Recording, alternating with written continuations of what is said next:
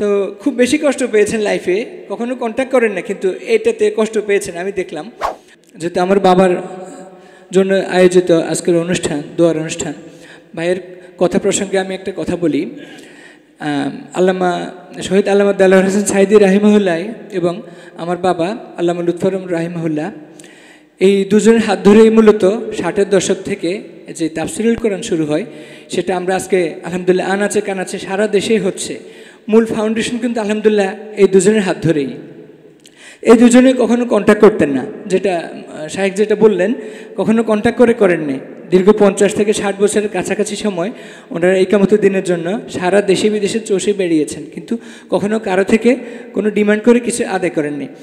আমার বাবার আয় ব্যয় সমান, সারা জীবন যা আয় করছে সেটা বিভিন্ন জায়গায় দিয়ে আয় যা করছে খরচও তাই, আর কিছুই অবশিষ্ট রেখে যাননি। এই মাঝে মাঝে কষ্ট পেতেন, মানুষ হিসেবে কষ্ট পাওয়া স্বাভাবিক। একটা উদাহরণ মাঝে মাঝে বলতেন, জায়গার নাম মন্দভাগে একটা মাহফিল গিয়েছিলেন, সেখানে একটু বলি, ও শাহেকদের বাড়ির পাশে। এই কষ্টটা বাবা খুব বেশি পেয়েছেন। ওখানে মাহফিলের পরে বাবাকে বড় একটা খাম দেওয়া হয়েছে। বাবা তো গুনতেন না কখনো, যা দেওয়া হয় নিয়ে চলে আসতেন। তো এরপরে এসে যখন গাড়ি থেকে নেমে গাড়ি ভাড়া দিবে, খুলে দেখে যে সবগুলো 5 টাকা, 2 টাকা, 10 টাকা এরকম বিশাল একটা বান্ডিল মিলে 5,000 টাকা দিয়েছে।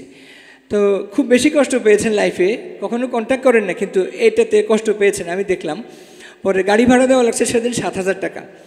আর এখানে ওনারা এই অপমান করাই বলবো আমি। তো যাই হোক, আমিও খুব কষ্ট পেয়েছি। আমি বাবাকে বললাম যে আমাকে নাম্বার দেন, আমি একটু কথা বলে এটা ফেরত দিব। এটা ওনারা সম্মান করতে না পারুক, কিন্তু অপমান করার অধিকার তো ওনাদের নাই।